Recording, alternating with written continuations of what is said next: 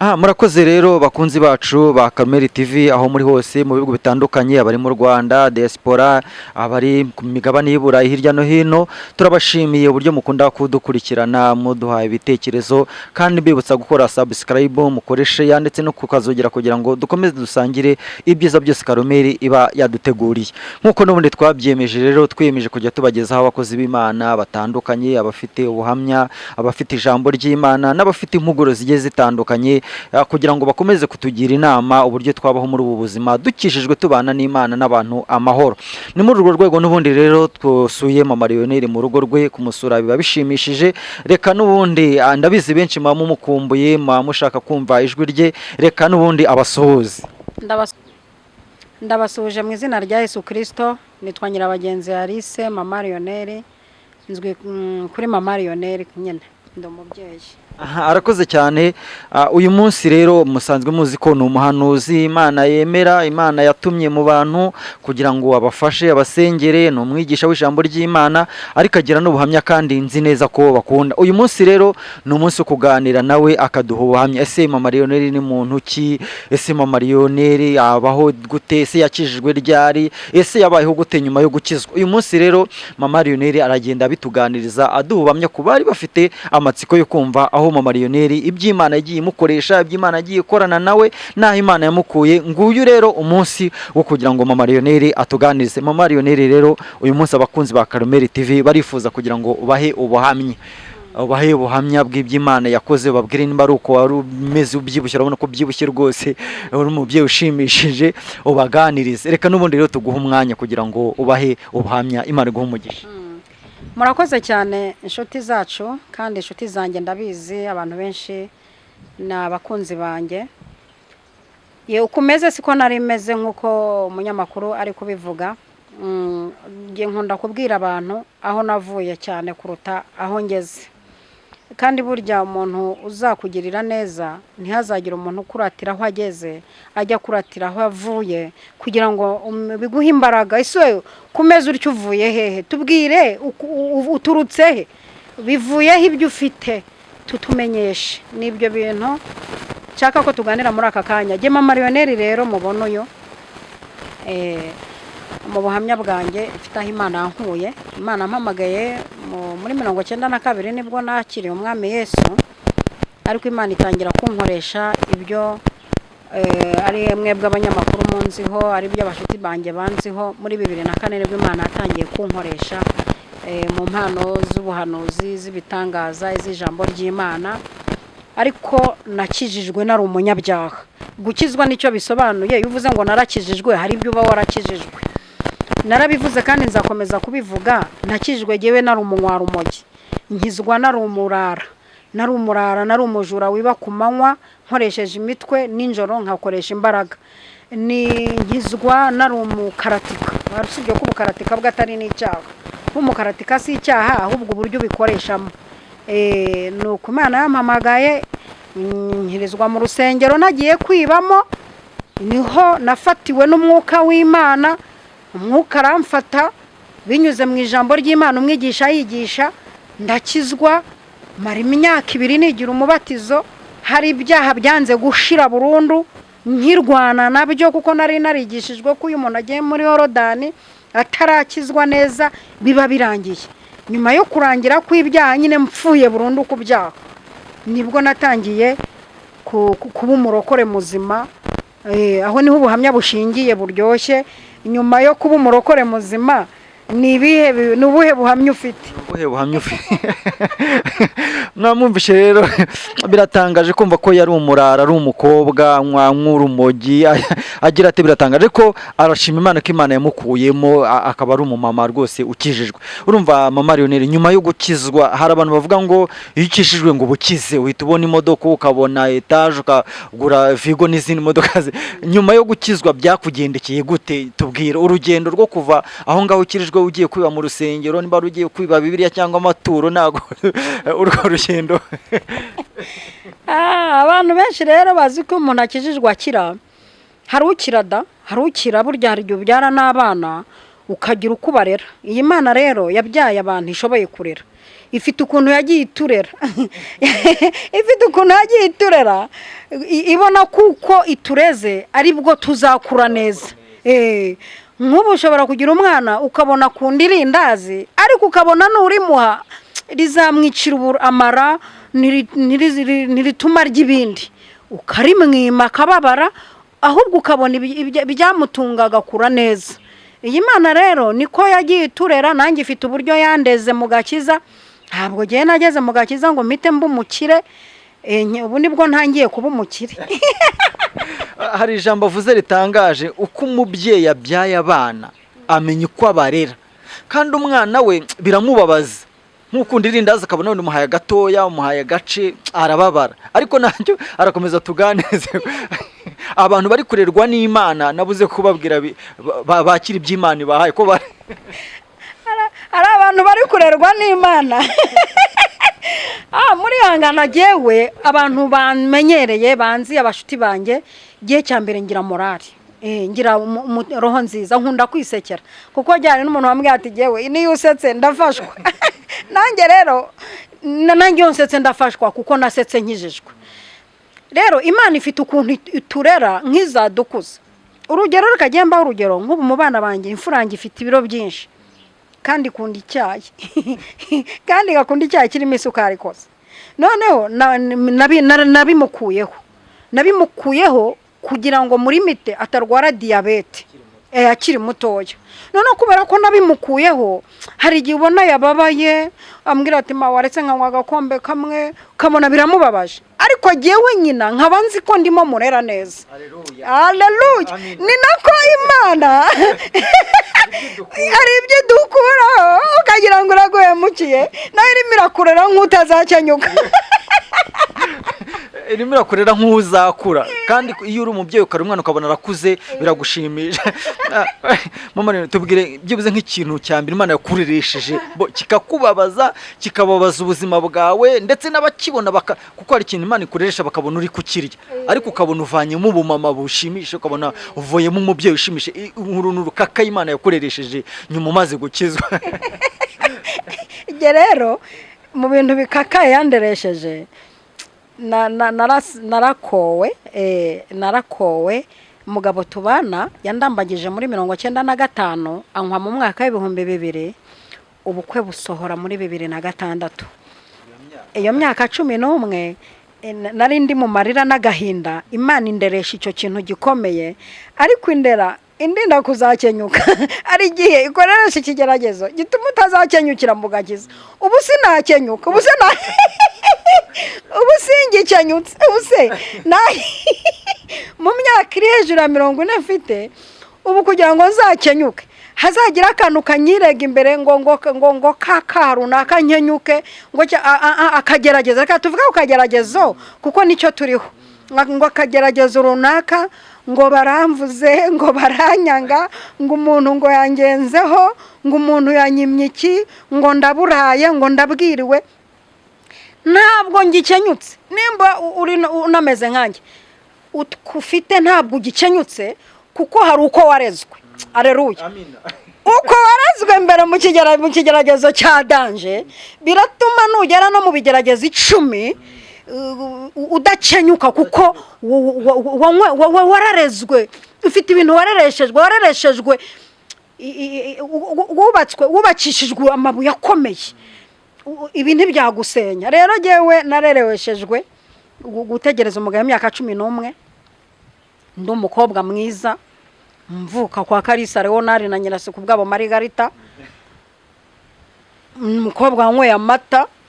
Nubwo nyuma y'ibihe runaka ubukungu bwo kwa Kalisa n'ubukire bwaje guhinduka bitewe n'impamvu, ariko ntabwo nari nkwiye kunyura mu kintu kingana gutyo. Ndi mu itorero rya ADPR, nkijijwe, nsa neza, umusore wankoye, afite amafaranga, afite inzu, ariko Imana ikanderesha gutegereza imyaka 11, kandi imyaka 11 mu bintu yanderesheje utagira ngo wanderesheje iyo myaka 11, hari nahuyemo n'ibigeragezo by'abantu bankuza,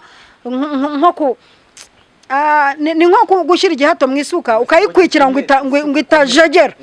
Urumva ibigeragezo by'abantu bamvuze barankwikiraga. Uwambwiye ko umugabo atanjyana yari arimo ankwikira, uwavugaga ngo niyo nateka ibere igashya ankwikira, uvuga ngo nintere harero ayirukana kubengwa no kugumirwa akwikira, uvuga ngo ngiye kuri radiyo Rwanda muzasabwe bakuntura indirimbo ankwikira, ntibamenye ko barimo bankomeza. Ubu sinajagajaga, ubu sinajagajaga, barankwikiye abagira neza bo mu nzu y'Imana, barankwikiye abantu bahamagariwe kudukwikira. Nimukomeze. Hari ahantu ugiye kubwira uzi ko habika turaza kuhaganiraho. Hari abantu bitwaramo icyo twakwita ngo ni umwikomo ku bantu bagiye batuma baribwa n'ibigeragezo, yanasubizwa akamwijundika ntagire akabatunaka akotureka twabikanu turaza kuko numvishe ko ari ukugukwikira. Ko Minisiteri y'Ubuzima ikunda kubwira ababyeyi batwite n'abamaze kubyara kugira ngo bahe abana babo indyo yuzuye mu minsi 1000 kugira ngo abana batazagwingira mu bwenge, mu gihagararo, mu mitekerereze, mbese abana babe bameze neza. Ni muri urwo rwego Imana ntekeza ko yakureze kugira ngo utagwingira. Uwo mwana utaragwingira rero yamaze kugira hari ahantu hagera gatubugwingire agata ubugwingira naho yabura ibiryo naho wabura ibiryo numva naho iwanyu bakena, ariko hari ibintu, hari ibiporezo bagushyizemo, bagukwikiyemo igisosi cy'ifi, igisosi cy'ihene, ikinka, ibiboyiro, inshyushyu, ifu y'amasaka, insosoma, ibirinda indwara, ibitera imbaraga. Hari ahantu ugera ukaba utakirwaye bwacye naho ibiryo byabura, cyangwa warwara ukamara amezi 2 mu bitaro ukavamo ubyibushye, ukibyibushye kuko hari ahantu wakwikiriwe. Ariko haleluya, amina. Turimo tuganira, hari nk'utuntu nka tubiri nsa n'utekereje uraza kudufashamo. Ni igiki cyagukomeje ku buryo utegereza umugabo iyo myaka 11? Ese yakubitsemo ikihe kintu? Yari afite imitoma ingana iki ku buryo utekereza iyo myaka? Wari ufite ikihe cyizere? Iryo ni ijambo. Irya kabiri, ni iyihe nama uri buze kugira abakobwa n'abasore?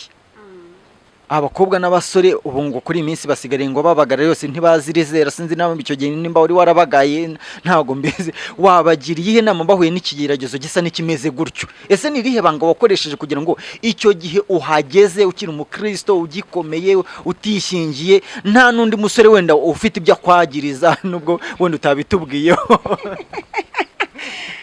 Bakunzi ba Karumeri TV, mu bintu byanshoboje gutegereza umugabo imyaka 11, uravuze ngo imitoma nayo yarayifite pe, nayo yarayifite kandi ihagije kuri jye. Icya kabiri cyanteye kumutegereza iyo myaka 11, jye nari naraganiriye n'Imana ishobora byose. Imana irambwira ngo tegereza uyu mugabo, niwe nzaguheraho umugisha. Uyu mugabo niwe uzashobora kubungabunga ibyo nashyize muri wowe ntibita agaciro. Kandi mu miterere yanjye Imana nyisaba impano zayo, narayisabye ngo uzampe gusaza ngikorana nawe. Ibyo nari narabisabye Imana. Imana mu kumbwira ngo mutegereze, yihishe inyuma y'ikigerageza insukumira imbaraga. Ari nako wabigenje kwa Yobu. Reka ndeka kwinjira mu ijambo ry'Imana. Buriya abayobo nabande nuko twasanze Bibiliya yaruzuye, natwe rega nanjye nagiramo ibice, gice cya mbere, cya kabiri, cya gatatu, bamaze kugira nk'ibice 70. Imana yashyizeho limite yo kwandika, yashyizeho limite yo kwandika. Ubundi wabaho igitabo cya Risi, bamaze kugiramo ibice byinshi. Ariko rero Imana yahabwa icyubahiro, yarankomeje mu kumbwira ko ngomba kumutegereza, ngomba ko ari we nzaboneraho umugisha. Byanteye imbaraga zo kumutegereza. Inyuma y'icyo kigeragezo imbikamo imbaraga, kandi imbaraga ntabwo Imana ipfa no kuzizana gusa. Abadukurikiye batazagira ngo irafatiko igapfa ko reka ntabwo ari ugupfa kohereza, biterwa naho izohereje, kuko hari igihe Imana ibona ko naho izohereje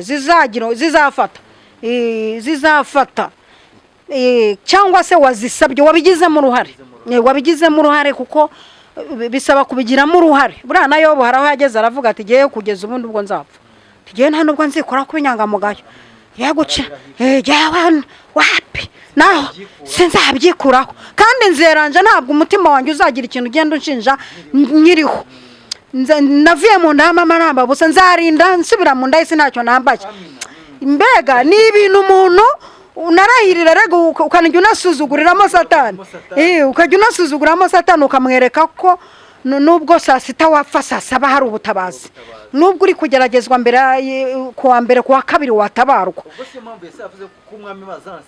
azanabara ubundi iri jambo n'igihe barinaryandikiye nuko abantu baryiyitirira n'igihe baryandikiye n'igihe baryandikiye kuko umwami Imana izantabara ubundi ugomba kubanza kwibikamo ijambo ry'ejo hawe kuko azantabara nicyo gituma uyu munsi ntamwara ngomba gukomera mu maso yanjye nkarwana n'ibintu byose bije ni ugukomera gahunda yanjye kwabaye gukomera hari naho nageze numva niyatanjyana ariko naho atanshaka agashaka abandi ariko sindi buti baba ndakomeye kuko hari naho nageze mbonye bitinze ndavuga ntashobora no kwishakira undi ariko azaba ari untanga ntamutanze kuko nimutanga yewe bizancira urubanza ariko ntantanga nta kibazo ariko ndashimira Imana ko atantanze kuko nari naramaze kwicaho abasore nari namaze kwereka abasore ko hari yarakoze yankuye mu kimwaro yo kabyara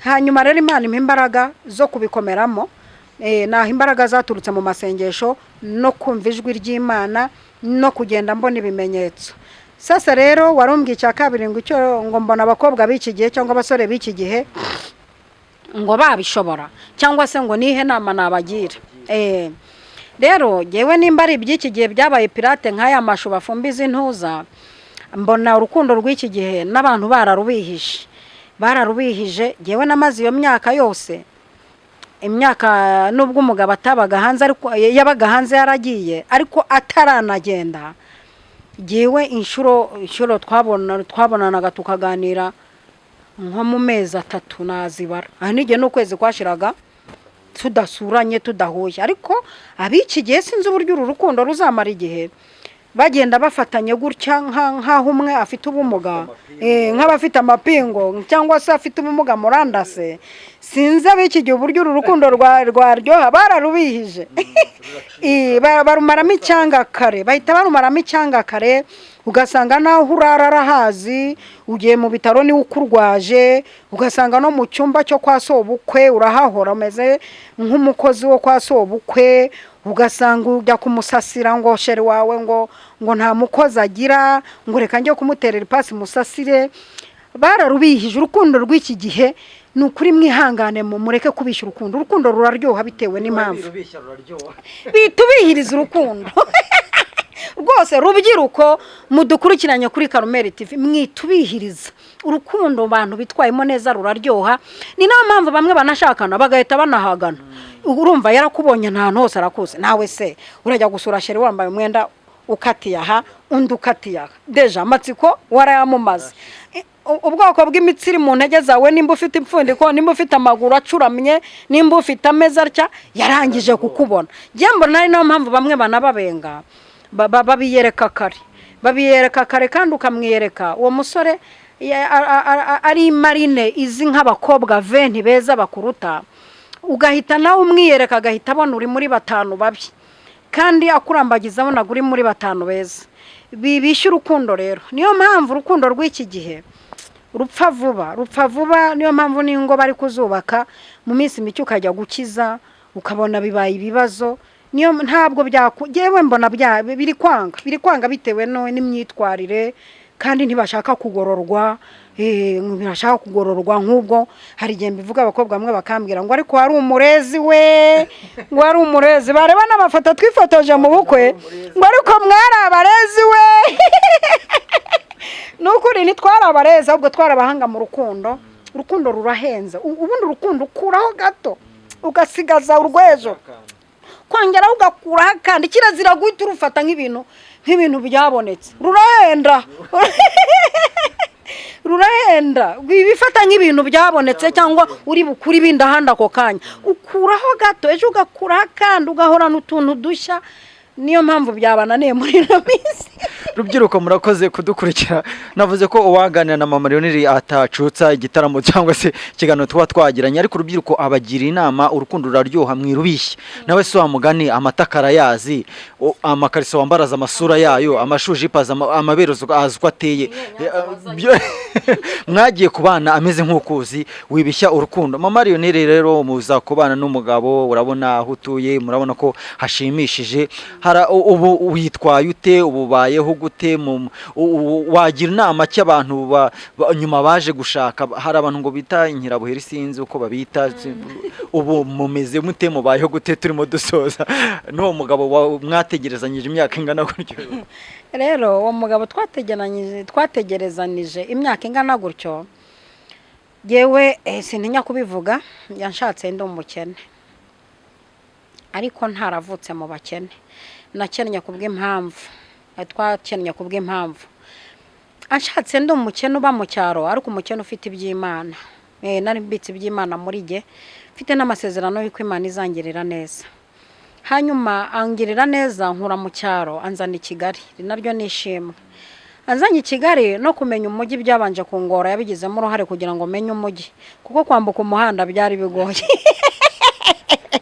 Kugira ngo nyambutse muri feruje, umva byabaga ari intambara, byabaga ari nko gukurura, kuko ndibuka ko ikintu n'ubwa mbere ngiye kukivuga ku social media, ngira ngo hari umunsi twari Nyabugogo, ari amaze nk'icyumweru anzanye i Kigali, amura urufunguzo ngo nimbe ntashye, araje.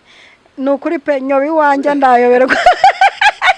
Ndayoberwa, mbona amazasa, agenda nyingura bikanga, ahubwo bari no kumfata nk'umujura. Ndangije mva kwizima n'ubwo ntumva, rero nahayobewe, mbabarira nahayobewe. Ati byibuze se ahurura hazi, naho ndabona ntahazi. Ati ngamanuka ugera hitwa gutya basi mpagusanga. Aha nsanze aranzamukana ngeze iwanjye, mbona naho nahanyuze, ariko ndahitiranye. Ibyo byose ndagira ngo nkumvishe ko ari imbaraga abantu bibagirwa Imana imaze kubagirira neza. Zarombaze kuvuga abantu babinkirabuheri, abantu babinkirabuheri n'abatindi, reka mvuge gutyo, bafite ubutinde ntazi no kwibagirwa vuba ahantu Imana ibakuye. Gace agenda nyigisha umujyi, ariko ubu muri no minsi narawumenye kabisa, ndasa n'uwo murosha. Ubu sinayoba rwose, ahantu hose ndahazi, ndagenda simubwire nti nayobye. Hanyuma rero ubu Mam.Royoneri kugeza izi saha ni mu ntoki, ndi umudamu ubyaye gatatu, ba mu rugo rushimishije, namwe mwarubonye nk'abanyamakuru, rudasaba umunyu. Nkaba ndi umuvugabutumwa, kandi nkaba nanikorera, ndakora nzi gushakisha amafaranga cyane, ndetse nzi mbega uko nshakira Imana abanyabyaha bakihana, niko nanjye nshakira urugo rwanjye inote zikaza. Urumva, urabona ntambika abageni, ndadekora, ntekera ibirori, ndi umutayeri, ndi n'umukomisiyoneri, nshakira abantu bo hanze amamezo de passage. Iyo mirimo yose iranyinjiriza amafaranga, kandi nkabivangamo n'iki no gukora umurimo w'Imana. Ubwo rero kugeza izi saha, kandi n'umugabo wanjye arakora. Ubwo rero kugeza izi saha ikerekeranye no kwanga abantu ngo binkirabuheri n'iki, ntabwo jewe ndiyo, sinzibagirwa aho Imana yankuye, kubera amata nanyweye, cyangwa se narereshejwe, ibigeragezo narereshejwe, gihe ntibyatuma nibagirwaho navuye. Murakoze. Arakoze cyane. Bakunzi bacu rero turasoje, ariko tubibutsa gukora subscribe, mukore akazogera no kuri share, kugira ngo dukomeze dusangire ibitekerezo. N'ubundi rero tumeze nk'abatandukanye, tutabishaka gutandukana nawe niba byoroshye, ariko n'ubundi turacyakomeje, n'ubundi azajya akomeza atuganiriza, ariko bizaterwa namwe uburyo mutanga ibitekerezo munandika. Imana ibaho umugisha. Ubutaha tuzamusura no mu kazi kugira ngo mubone ibyo akora, abakobwa bagende abambike, abadekora abadekorere, ndetse n'abafite ibirori azajya abatekera. Imana ibaho umugisha. N'ubundi rero tuzasubira, reka n'ubundi dusoze dusenga Imana, tuyishimira ahibaye itugejeje, ariko tunasengera abantu kugira ngo abari kurerwa n'Imana bihangane, bari ku biryo by'Imana bihangane, bamenye ko Imana itabagaburira ibyo biryo ibanze, no kugira ngo batazarwara bwaki yo mu buryo bw'umwuka. Reka n'ubundi rero twakira isengesho rya nyirabagenzi Alice, aturambikeho ibiganza. Aho uri wizera Imana iyamukuye aho ngaho, nawe yagukura aho ngaho. Reka dusoze arimo adusengera. Imana ibaho umugisha. Mwami Yesu, ndagushimiye cyane, ngushimiye ko wabyaye abo ushoboye kurera. hari abantu muri no minsi uri kureresha ibigeragezo bakabona ko ubanga, nta muntu wanga, ahubwo urareba ukabona umureresheje inzara yazavamo umukozi wawe. Hari nabo wareresheje ibigeragezo bikakaye byo mu ngo, atari ukubanze nukubona nubareresha ibyo ngibyo bazakomera bakazakomeza abandi. Hari abo uri mureresha amadeni, hari abo uri mureresha ibintu bareba bakabona birabasumba, kandi Imana wohereje ubutabazi burabagaragaraho kuko ntibigeze babigwamo, ntibapfiriye mu nzira, baracyahumeka, kandi kuba bagihumeka nta mpamvu yo kwiheba. Ndabasengeye rero abantu uri kureresha ibyo bintu, ni ikimenyetso cy'uko urimo bakwikira ngo bakomere. Mana ndabasengeye ngo uboherereze imbaraga, ariko imbaraga zishoreranye n'ubutabazi bwihuse kugira ngo bakure mu kibazo. Uwiteka ndirukana imyuka ibanamuramo imbaraga, ibakamuramo imbaraga, ibereka ko bagwa bagasubira inyuma. Nibagaruke, mbasengeye sengesho ribagarura mu murongo kugira ngo ubarindishe imbaraga z'umwuka wera. Urakoze Mana kugiye kurema ishimwe rikomeye. Nsengeye aba bantu bafite ibi bigeragezo kugira ngo batabare vuba, amashimwe yongere mu kanwa kabo. Urakoze, ndagushimiye kuri Imana y'inyamaboko, mbisenze shima mu izina rya Yesu Kristo. Amen. Amen.